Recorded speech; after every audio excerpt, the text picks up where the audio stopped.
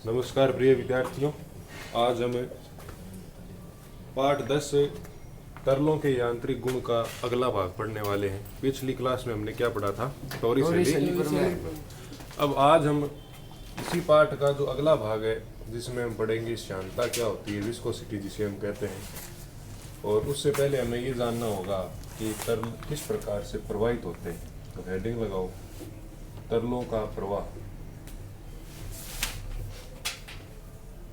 तरलों का प्रवाह। तो अभी पहले थोड़ा भाग इसका थ्योरी के अंदर चलेगा, बाद में थोड़े बहुत डेरिवेशन आएंगे। मेन डेरिवेशन का जो भाग था वो बर्नौली प्रमेय, टॉरिसेली प्रमेय, सातत्य समीकरण और वहाँ तक था। तो अब इसमें थोड़ा थ्योरी का भाग है। कौन सा भाग है? थ्योरी का भाग है। ठीक है, तो ये हमें समझना है। तो सबसे पहले हमें ये पता करना है कि जो तरल होते हैं वो किस प्रकार से प्रवाहित होते हैं। तो तरल जो होंगे वो हमेशा परतों के रूप में प्रवाहित होंगे। किसके रूप में होंगे? परतों के रूप में प्रवाहित होते हैं। ठीक है, जैसे हमने शहद को देखा है। शहद को जैसे आप चाशनी बनाते हो घर के ऊपर, तो हम ये देखते हैं, जैसे हलवाई है वो ये चेक करता है कि भाई एक तार की चाशनी, दो तार, ये सामान्य नाम हम सुनते हैं। एक तार की चाशनी, तो एक तार कहने का मतलब उसके अंदर पूरे के पूरे लिक्विड के अंदर एक परत बन चुकी है। दो तार की चाशनी मतलब उसके अंदर दो परतें समांतर चल रही है। ठीक है, तो कहने का मतलब कोई भी जो तरल होगा वो किस रूप में प्रवाहित होगा? तरलों के रूप में प्रवाहित होगा। तो सबसे पहले लिखो, कोई भी तरल जब प्रवाहित होता है, कोई भी तरल जब प्रवाहित होता है तो यह परतों के रूप में प्रवाहित होता है। कोई भी तरल जब प्रवाहित होता है तो यह परतों के रूप में बहता है या प्रवाहित होता है। ठीक है, अब एक हम पहले चित्र बनाएंगे, उसमें समझेंगे कि किस प्रकार से परतें होती है। इसका सामान्य उदाहरण हम समझ सकते हैं कि जब कोई आदमी नदी या नहर के अंदर खड़ा होता है, सीधा खड़ा होता है, तो उसके द्वारा उसके जो नीचे वाले भाग है उन पर बल कम लगता है और ऊपर वाले भाग पर बल ज़्यादा लगता है। हालांकि जो नदी है वो एक समान रूप से बह रही है। ठीक है, तो चलो आप इसके अंदर सबसे पहले फोटो बनाओ। ये है धरातल का हिस्सा, आप नहर या नदी को इमेजिन करना, और ये है उसकी ऊंचाई का हिस्सा। ठीक है, तो ये मान लेते हैं टोटल ऊंचाई कितनी है? h। और ये आपका स्थिर धरातल है, स्थिर धरातल। तो यहाँ का जो वेग है वो कितना है? 0। अब यहाँ से द्रव प्रवाहित होगा ऐसे, इसके ऊपर आप ये फोटो बना लीजिए। हमने यहाँ पे द्रव को परतों के रूप में प्रदर्शित किया है। जिस प्रकार हम ऊंचाई के ऊपर बढ़ते जाएंगे, इन परतों का जो वेग है वो भी क्या होता जाएगा? बढ़ता जाएगा। अब इसका कारण क्या होता है वो हम जानेंगे इसके अंदर। आपने एक लाइन सुनी है कि संगति का असर आ गया, सुनिए क्या? तो वो संगति का असर इस तरल के ऊपर भी आता है। देखते हैं, देखो कैसे।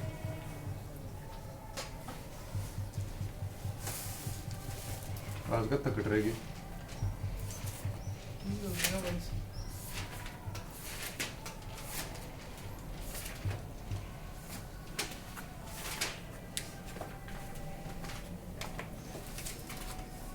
बना लिया। अब देखो इसमें क्या होगा, संगति का असर कैसे आएगा? तुम्हारी जैसी संगति होगी, तुम्हारा दोस्त अगर होशियार होगा तो तुम्हें भी क्या कर देगा? होशियार कर देगा। अगर तुम्हारा दोस्त कमजोर होगा तो तुम्हें भी क्या कर देगा? कमजोर कर देगा। अगर बुरी संगतियां और हुई तो वो तुम्हें भी दो चार सिखा देगा, और बढ़िया संगति हुई तो भी वो तुम्हें, मतलब असर तो आएगा, असर तो आएगा। तो अब देखो, ये नीचे वाले पानी के जो कण हैं वो किसके संपर्क में है? दो चीज़ों के संपर्क में है। ठीक है, मैं इनको यहाँ पे जूम करके बनाता हूँ। देखो, ये नीचे वाले धरातल, ये पहली तरंग, ये वाली, और ये इसके ऊपर वाली तरंग दूसरी। तो अगर हम इसकी बात करें तो ये दो चीज़ों के संपर्क में है। एक तो अपने से तेज वेग वाली परत के संपर्क में है, और सतह एक के संपर्क में। सतह के संपर्क में है और सतह ऐसा है जो क्या है, स्थिर। मतलब इसका वेग कितना है, 0। 0 वेग है।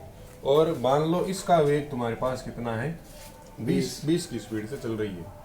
तो ये एक बार तो नीचे वाली परत की बात सुनेगा, एक बार ऊपर वाली। अब नीचे वाली परत कहेगी कि मैं कैसी हूँ, स्थिर। तो तू भी कैसा होगा, स्थिर हो गुण अपनाने का है। गुण अपनाने का। हाँ, तो ये कह रहे हैं कि जब मैं स्थिर हूँ तो तू भी मेरे जैसा बन जा, मेरे गुण अपना ले। मैं स्थिर हो तो तू भी क्या हो जा, स्थिर हो जा। ये ऊपर वाली कहती है घोड़ी है, स्थिर अस्थिर होने में कोई सार नहीं है। मैं गतिशील हूँ, मेरी स्पीड देख 20 की है, तो तू कैसी बन जा, मेरे जैसी बन जा। अब ये बीच वाली परत हो गई भ्रमित, तो मैं स्थिर हूँ 20 की स्पीड से भागूं। ये क्या करती है कि ना तो मैं तेरी सुनूंगी ना मैं तेरी सुनूंगी, तुम्हारे दोनों की जो एवरेज स्पीड है 10 की, उसकी स्पीड से मैं चलूंगी। समझ में आ गई कहानी? तो कोई भी जो एक परत है उस पर दो प्रकार की विरोधात्मक बातें लगती है। उस परत से नीचे वाली परत का वेग कम है, वो कहती है तू मेरे जैसी बन जा। मतलब ये धरातल इसको अपने तरीके का बनाना चाहती है, इसे स्थिर बनाना चाहती है, लेकिन इसके ऊपर वाली जो परत है वो इसको अपने जैसा गतिशील बनाना चाहती है। और इन दोनों के प्रभाव के अंदर कोई परत जिस वेग से गति करती है वह उसका मूल या औसत वेग कहलाता है। समझ में आ गया? अब यहाँ पर आपको एक ऐसी स्थिति नहीं लगेगी क्या कि इन दोनों के बीच में क्या उत्पन्न हो रहा है, घर्षण है। घर्षण एक प्रकार का विरोधी बल ही तो होता है। हमने पढ़ा था क्लासिकल फिजिक्स के अंदर गति वाले पार्ट में कि घर्षण क्या होता है, एक विरोधी बल होता है जो गति का विरोध करता है। ये कहती है कि मैं गतिशील होना चाहती हूँ क्योंकि मैं ऊपर वाली के संपर्क में हूँ। नीचे वाली कहती है नहीं, मैं तेरी गति का विरोध करूंगी, तेरे को कैसा बनना पड़ेगा, मेरे जैसा स्थिर होना पड़ेगा। मतलब ये इसकी गति का विरोध कर रही है। उसी प्रकार से अगर ये नीचे वाली इसके संपर्क में आ जाए और ऊपर वाली को बोले कि मैं तो स्थिर होना चाहती हूँ, लेकिन ऊपर वाली कहेगी नहीं मेरी स्पीड 20 की है, तेरे को मेरे जैसा चलना पड़ेगा, तो ये इसके स्थिर होने का विरोध भी कर रही है और ऊपर वाली इसकी गति का विरोध कर रही है। तो जहाँ पर भी गति का विरोध होता है वहां पर कौन सा बल उत्पन्न होता है, घर्षण। घर्षण बल उत्पन्न होता है।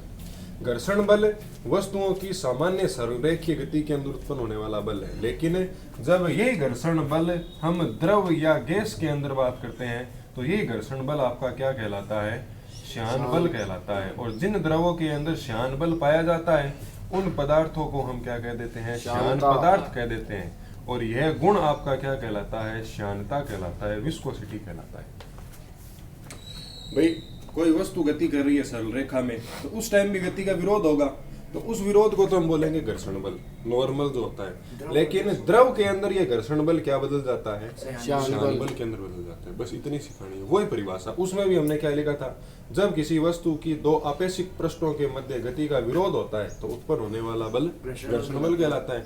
और इसमें भी ये लिखेंगे कि किसी द्रव की दो परतों के मध्य आपेक्षिक गति का विरोध होने का जो गुण कहलाता है वो कौन सा होता है, श्यान बल कहलाता है। समझ में आ गई बात? तो ये फोटो बना लो और इसमें लिखो एक लाइन छोड़ के, जब द्रव परतों के रूप में बहता है, वापस लिखनी है, जब द्रव परतों के रूप में बहता है तो चित्रानुसार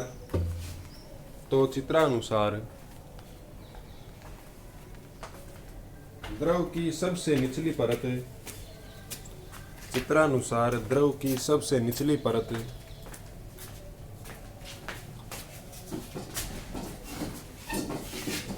एक तो स्थिर धरातल के संपर्क में होती है, द्रव की सबसे निचली परत एक तो स्थिर धरातल के संपर्क में होती है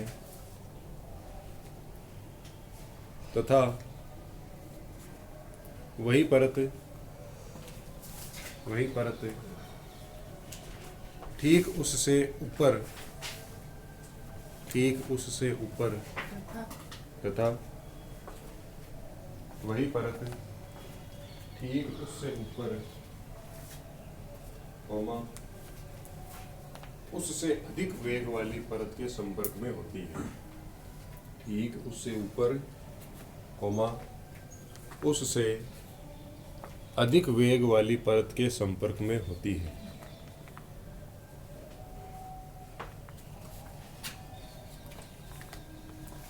अब अगली लाइन में लिखना, नीचे की स्थिर सतह, नीचे की स्थिर सतह इस परत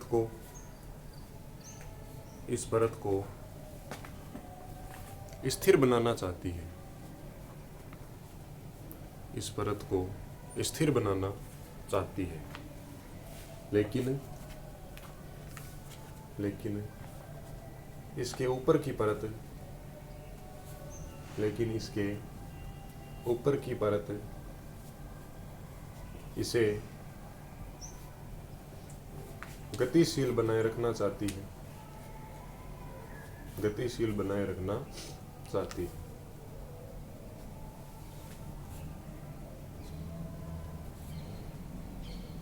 अब इन्वर्टेड कॉमा में लिखना, तरल की दो पृष्ठों के मध्य, तरल की दो पृष्ठों या सतहों के मध्य, तरल की दो पृष्ठों या सतहों के मध्य आपेक्षिक गति के विरोध करने का गुण, आपेक्षिक गति के विरोध करने का गुण श्यानता कहलाता है, विस्कोसिटी कहलाता है, श्यानता कहलाता है। तथा यह विरोधी बल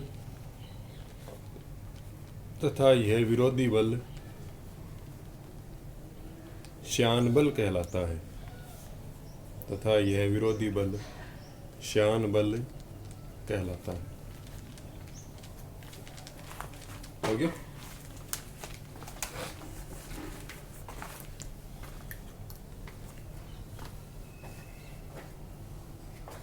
एक नोट लगा के लिखो, नोट लगाओ। किसी द्रव की श्यानता का मान जितना अधिक होगा, किसी द्रव की श्यानता का मान जितना अधिक होगा, वह द्रव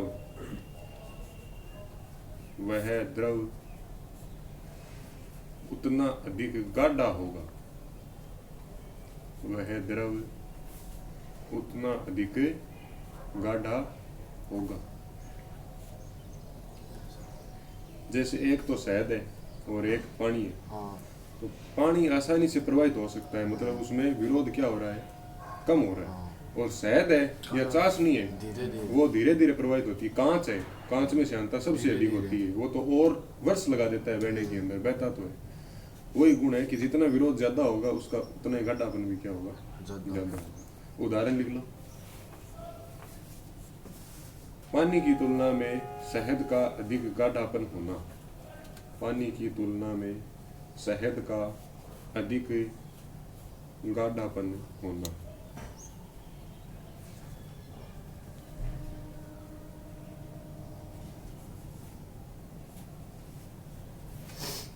हो गया? अब एक हेडिंग लगाओ, वेग प्रवणता। वेग प्रवणता,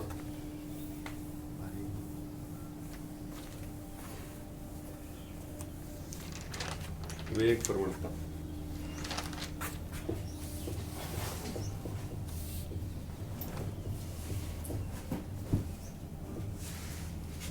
देखो, प्रवणता का मतलब क्या होता है, ढलान। ढलान ही तो होगी, हम गणित में पढ़ते हैं, टेंजेंट, ढाल, ढलान, कनगी है, कनगी ढाल तो अलग हो गया, मतलब सुकरांत वाला सिस्टम है, ढाल अलग है। तो देखो होता क्या है, दोनों। तो वेग प्रवणता क्या होती है कि तुम ऊंचाई बढ़ाओ या गहराई के अंदर जाओ। हम यहाँ पे पढ़ रहे हैं वेग प्रवणता, तो ऊंचाई या गहराई के साथ में वेग में कितना परिवर्तन हो रहा है, बिना तरीके से वेग मतलब है, हमने यहाँ से स्टार्ट किया, ये धरातल था, धरातल से जैसे जैसे हम ऊपर की तरफ बढ़े, वेग का मान भी क्या होने लगा, बढ़ने लगा। तो ये किसके सापेक्ष बढ़ा? इस ऊंचाई के सापेक्ष, सापेक्ष। या तो मान लो ये लंबाई है, गहराई है, कोई भी है, उसके सापेक्ष वेग के मान में बढ़ोतरी हो रही है, तो इसे हम क्या कहते हैं? वेग प्रवणता। तो इसमें लिखो जब द्रव प्रवाहित होता है, जब द्रव प्रवाहित होता है तो धरातल या स्थिर सतह से, तो धरातल या स्थिर सतह से वेग के मान में, वेग के मान में परिवर्तन की दर कोमा वेग प्रवणता कहलाती है, वेग प्रवणता कहलाती। माना एल ऊंचाई के बिंदु पर वेग, जो सबसे ऊपर पॉइंट है, उस पर वेग कितना है? माना एल ऊंचाई के बिंदु पर तरल की परत का वेग, तरल की परत का वेग बराबर v मीटर बटा सेकंड है। ये तो मात्रक है। तो एकांक लंबाई के बिंदु पर वेग बराबर v बटा एल। और एकांक लंबाई के बिंदु पर वेग को ही हम क्या कह देते हैं? वेग प्रवणता। तो अतः वेग प्रवणता बराबर v बटा एल। छोटा सा सूत्र है, ध्यान रखना है। वो प्रवणता का मतलब ही क्या है? मान के अंदर बढ़ोतरी होना या कमी होना।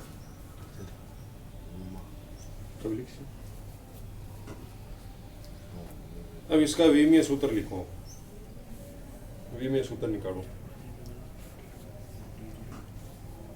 मात्रक निकालो और विमीय सूत्र निकालो। बोलना नहीं है, पूछो जो कोई बताओ।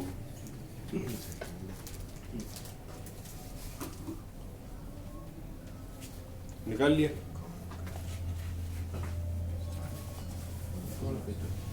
अरे कृष्णा निकले कौन निकले?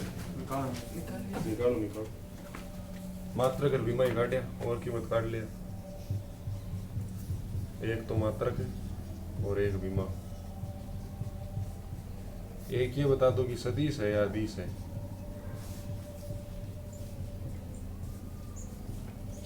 तो सदिश। कैसे?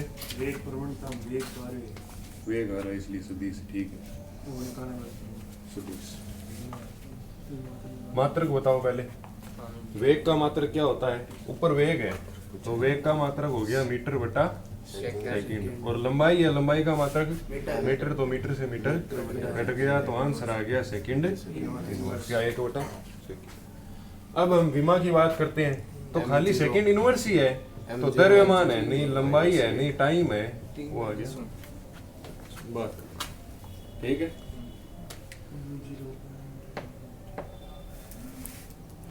ना समझ गया।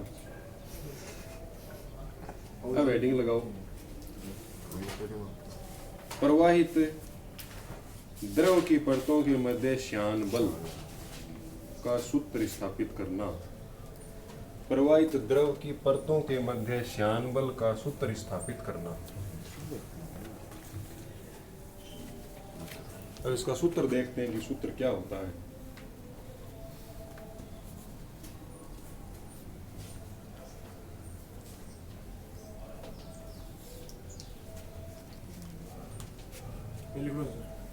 प्रवाहित द्रव की परतों के मध्य, हेडिंग है प्रवाहित द्रव की परतों के मध्य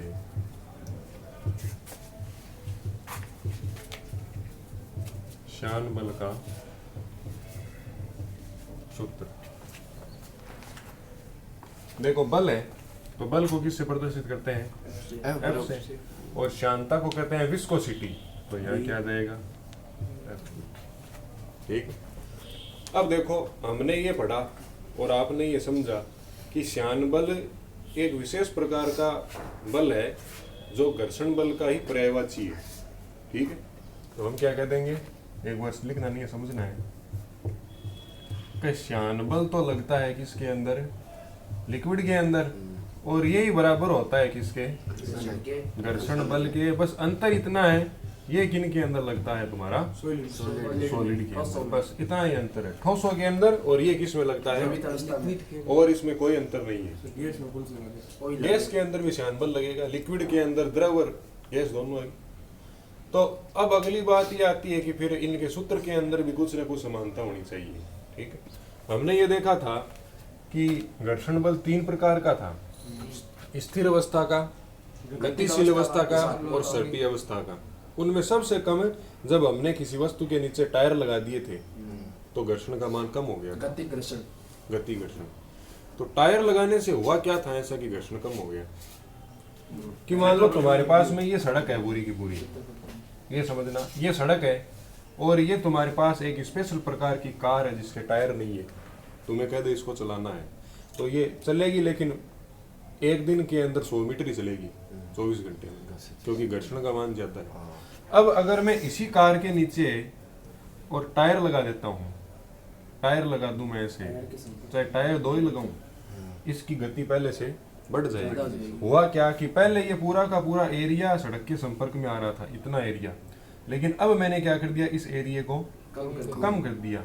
तो कहने का मतलब एरिया कम होने के साथ में घर्षण बल का मान कम हो गया, और एरिया बढ़ा तो घर्षण बल का मान भी बढ़ गया। तो कहने का बात ये है कि जो घर्षण बल है वो समानुपाती होता है किसके, एरिया के, क्षेत्रफल के। तो यहाँ पर भी वही कंडीशन होगी, ये भी समानुपाती होगा किसके, एरिया। अब दूसरी बात है कि सड़क से जैसे जैसे दूरी बढ़ती जाती है वैसे वैसे घर्षण बल का मान भी कम होता है। जैसे हमने कई बार ये नहीं सुना कि बुलेट ट्रेन चलती है चाइना के अंदर, वो तो पटरी से 1 इंच ऊंचाई के ऊपर ही चलती है, मैग्नेटिक के कारण मैग्नेटिक होता है उसके अंदर, मैग्नेटिक फील्ड बनता है वो, तो उससे ऊंचाई के ऊपर चलती है। तो हमारी ट्रेन के अंदर ऐसे आवाज आती है जैसे चिंगारियां उत्पन्न हो रही हो, उस ट्रेन के अंदर नहीं आती। उसका कारण क्या है कि जब हम स्पीड का मान इतना अधिक कर दें, इतना अधिक कर दें, इतना अधिक कर दें कि ये जो टायर है और ये जो सड़क है इनके बीच में गैप बनो मामूली सा ही, लेकिन वो मामूली सा गैप बन जाना चाहिए, समझ रहे हो बात में। तो घर्षण बल का मान क्या हो जाएगा भाई, घर्षण बल उत्पन्न कब होता है, जब ये दोनों सतह आपस में संपर्क में आएगी तो इनके बीच में विरोधी बल लगेगा। अगर मैं इनके बीच का संपर्क ही तोड़ दूं तो घर्षण बल का मान भी ऑटोमेटिक कम हो जाएगा। उसी प्रकार से श्यान बल के अंदर है, जैसे जैसे हम ऊपर की तरफ बढ़ते जाएंगे तो नीचे जो स्थिर धरातल था उससे तो हमारा कनेक्शन टूट गया, और ऊपर की सारी परतें गतिशील है, और गतिशील के संपर्क में आने से तो गतिशील तो रहेंगी। तो वही बात है। दूसरी चीज इसके अंदर कह देंगे कि हमने अभी अभी पढ़ा था कि ये समानुपाती हो जाएगा किसके, वेग प्रवणता की। वेग प्रवणता क्या थी, नीचे से ऊपर की तरफ बढ़ो तो वेग का मान परिवर्तित होगा, उसे ही हम क्या कह देते हैं, वेग प्रवणता। तो कहने का मतलब श्यान बल 2 चीजों पे डिपेंड करता है, एक तो एरिया और दूसरा किस पर, वेग प्रवणता। ठीक है, तो इसमें लिखो प्रवाहित, माना सबसे पहले से लिखो, माना कोई V आयतन का द्रव, माना कोई V आयतन का द्रव परतों के रूप में प्रवाहित हो रहा है, माना कोई V आयतन का द्रव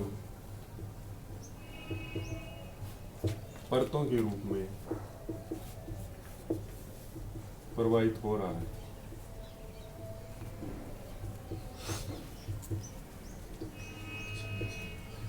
जिसका घनत्व रो है, जिसका घनत्व रो है, तो इस द्रव की परतों के मध्य, तो इस द्रव की परतों के मध्य उत्पन्न होने वाला श्यान बल Fv निम्न बातों पर निर्भर करेगा, निम्न बातों पर निर्भर करेगा। अब वो बातें कौन सी है, नंबर 1, श्यान बल का मान श्यान बल का मान संपर्क में आने वाली सतहों के क्षेत्रफल के समानुपाती होता है।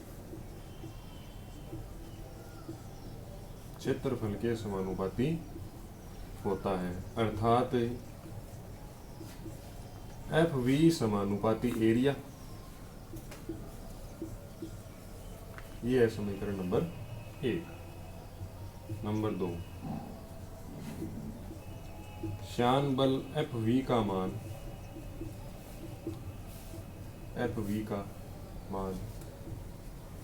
वेग प्रवणता के समानुपाती होता है। वेग प्रवणता के समानुपाती होता है, अर्थात एफ वी समानुपाती वी बटा एफ। ये आ गई समीकरण नंबर 2। समीकरण 1 व समीकरण 2 से समीकरण 1 व समीकरण 2 से देखो दोनों एफ वी के ही मान है, तो इनको हम कनेक्ट कर देंगे। एफ वी समानुपाती है एरिया के और गुणा किसके, वी बटा एल के। तो एफ वी के बराबर हटाएंगे तो यहाँ आएगा नीचा ए वी एल।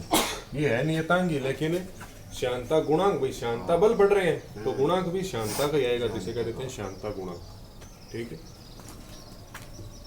जहां नीटा बराबर श्यानता गुणांक। अब अगली बात ये आती है कि ये श्यानता गुणांक क्या होता है, पेपर के अंदर बहुत इंपॉर्टेंट है। 2 नंबर का अगर प्रश्न पूछा श्यानता से तो इस श्यानता गुणांक की परिभाषा पूछेगी। ठीक है, तो हम अगली हेडिंग लगाएंगे श्यानता गुणांक। सबसे पहले इस एफ वी का मात्रक लिख लो। एफ वी का मात्रक, एफ वी की विमा और एफ वी का नेचर। नेचर का मतलब सदिश है या अदिश, ये तुम बताओ। ये तीनों चीजें लिखो। हाँ, सर एफ को मतलब बल एफ तो बल सदिश है, सदिश लिखते हैं। एफ बल आ गया, तो बल कोई सा भी हो, चाहे गुरुत्वाकर्षण बल हो, सामान्य बल हो, जितने भी बल है सारे के सारे बल सदिश राशि के अंदर आते हैं। दूसरी बात, बल कोई सा भी हो उसका मात्रक क्या होता है, न्यूटन होता है। ठीक है, और बल कोई सा भी हो उसकी विमा क्या होती है, एफ बराबर एम ए, तो m1 l1 -1 2 सी त्वरण।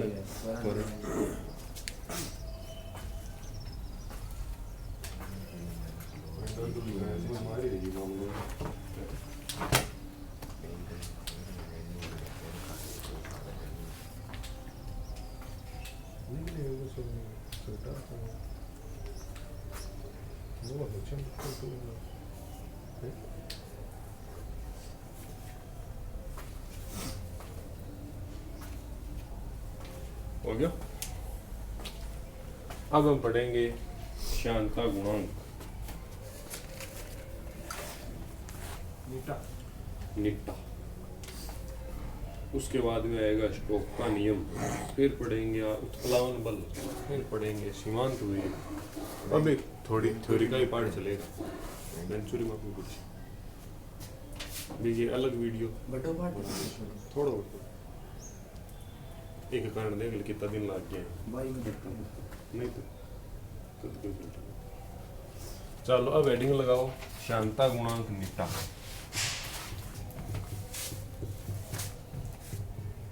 श्यानता गुणांक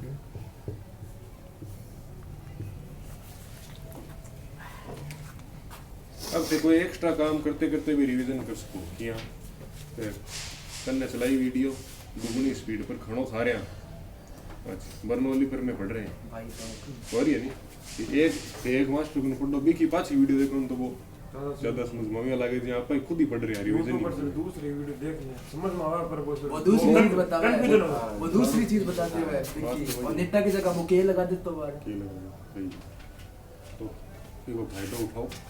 अब देखो हमें किसकी परिभाषा लिखनी है, नीटा की परिभाषा लिखनी है, श्यामता गुणांक की। ठीक है, तो परिभाषा हम बनाएंगे कहाँ से, इसी सूत्र से बनाएंगे। पहले देखना उसके बाद में लिखना। देखो मैं समीकरण 3 से क्या करता हूँ, नीटा का मान निकालता हूँ। समीकरण 3 से नीटा बराबर, नीटा को यहीं रख लिया और सबको ऊपर भेज दिया, तो इधर क्या हो गया एफ वी एल बट्टा ए हो गया। अब मेरे हाथ में क्या क्या है कि मैं ऊंचाई है उसको 1 मीटर कर सकता हूँ, परत के क्षेत्रफल को 1 मीटर स्क्वायर और वेग ने भी 1 मीटर बटा सेकंड कर सकता हूँ। और इसके अलावा हम बल को छेड़ नहीं सकते क्योंकि ये तो ऑटोमेटिक उत्पन्न होगा। तो मैं क्या कर सकता हूँ कि यदि हम क्या करें, लंबाई बराबर कितनी कर दें 1 मीटर, परतों का संपर्क क्षेत्रफल कितना कर दें। अब आप कहोगे परतों का संपर्क क्षेत्रफल कैसे करोगे, वो तो द्रव पे निर्भर करेगा। तो मान लो मैं द्रव वो लूंगा जिसके अंदर गाढ़ापन कम है, तो उसका एरिया ऑटोमेटिक, और बहुत सारे उपकरण है जो मेजर करके बता देते हैं कि क्षेत्रफल कितना है। ठीक है, पानी ले लेंगे और जो वेग है उसको कितना कर देंगे 1 मीटर बटा। अब तुम सोचो कि जब ये सारी चीजें एक हो गई तो नीटा का मान किसके बराबर होगा, एफ वी के बराबर होगा। तो परिभाषा कैसे बनेगी, जिनको हम एक करते हैं उन सबको विज्ञान की भाषा में एकांक कहते हैं। क्या कहते हैं, एकांक। तो अब देखो मैं परिभाषा बोलता हूँ। एक इस प्रकार के द्रव की कल्पना की जाए जिसकी ऊंचाई 1 मीटर, जिसकी संपर्क पृष्ठों का क्षेत्रफल 1 मीटर स्क्वायर व द्रव की परत का वेग 1 मीटर बटा सेकंड कर दिया जाए, तो उसकी परतों के मध्य उत्पन्न होने वाला श्यान बल ही बराबर होता है किसके, श्यानता गुणांक के। समझ में आएगी? देखो पाछा देखो, एकांक लंबाई, एकांक क्षेत्रफल व एकांक वेग वाले द्रव का श्यानता बल ही श्यानता गुणांक कहलाता है। समझिए? तो ये चीजें नोट करो, फिर मैं परिभाषा लिखता हूँ। करंट तो 2 ग्राम मिलो दिया तो 2 ग्राम तंदी करेगी सारा मात्रा की इंटरनेशनल है, इंग्लिश सरकार है। 2 ग्राम 2 ग्राम इंग्लिश रखी कृष्ण भी तुम बांट दिए मैंने। इतना भी बंगी से करो थोड़ा तो देखिए जहां 2 ग्राम तू गए, 5 ग्राम वापिस रखी, 7 ग्राम हो गई। देखो इसकी परिभाषा लिखते हैं, नीटा की परिभाषा।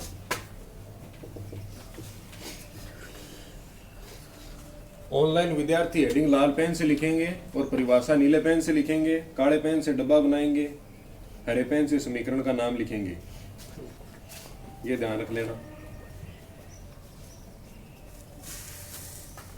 नीटा की परिभाषा में लिखो,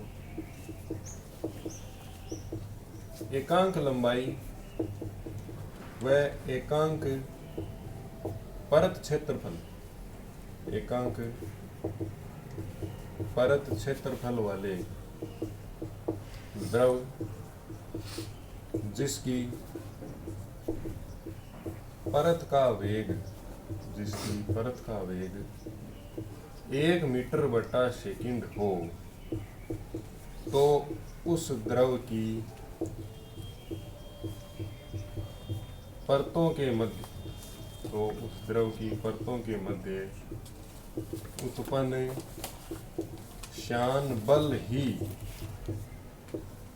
श्यानता गुणांक कहलाता है। श्यानता गुणांक नीटा के बराबर होता है, ऐसे लिखना, बराबर होता है। में इंपॉर्टेंट बहुत है, श्यानता से इंपॉर्टेंट है श्यानता गुणांक, क्योंकि श्यानता की परिभाषा तो हर कोई बना देगा। श्यानता गुणांक की परिभाषा टेक्निकल है। श्यानता का मात्रक, श्यान बल का मात्रक कोई बता देगा क्योंकि बल ही तो है, लेकिन श्यानता गुणांक का मात्रक इंपॉर्टेंट है। इसका मात्रक निकालेंगे। नीटा की चर्चा हो रही है। नीटा का मात्रक है, नीटा की विमा, और ये तो मात्रक है तो फिर अदिश ही होगा। मात्रक तो अदिश ही होता है। लिख लो अदिश। अदिश क्यों हुआ? मात्रक है। मात्रक नहीं, नियतांक है। नियतांक आया था। ये क्या है? नियतांक है। और नियत वैल्यू 1 2 3 4 बालाजी की जय जयकार, सारी नियतांक होती है। मात्रक निकालो।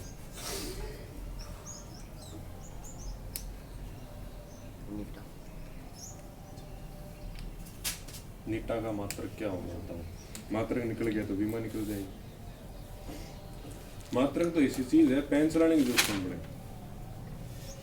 बहुत सारी चीज है।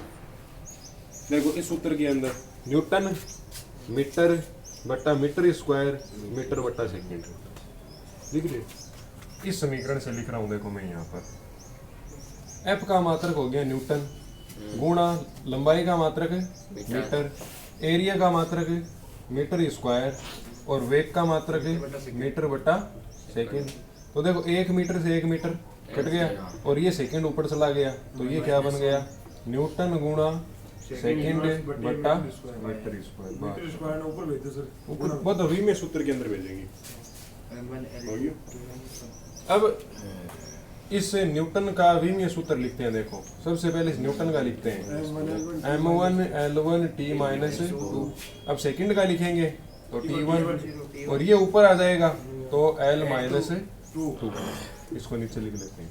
अब इन सबको जोड़ के लिखना है। देखो m एक ही है इकलौता, लंबाई 1 और -2 तो लंबाई -1, T -2 और 1 ये इम्पोर्टेंट समझ गया। लिखो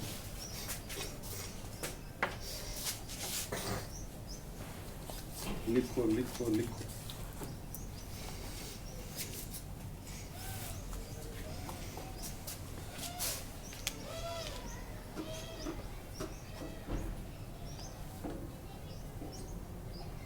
ये 3 मिनट जाएगा तो सही बड़ी बड़ी आग ग्राउंड इसको फोन ले आते हैं जगह दीजिए पूरी अकेले जगह बंदी का तो हो सकता है कैमरा में जाएगा। वो कैमरा ऑपरेटर भी तो है खाली।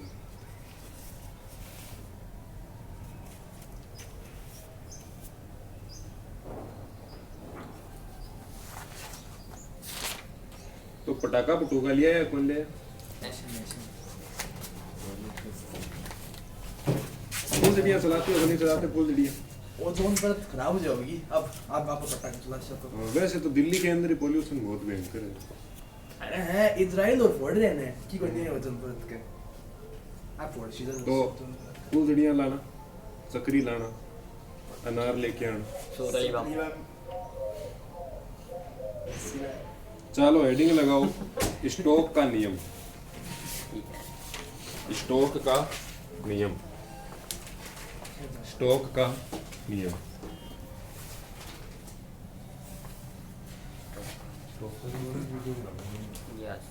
अलग मंगा दिया।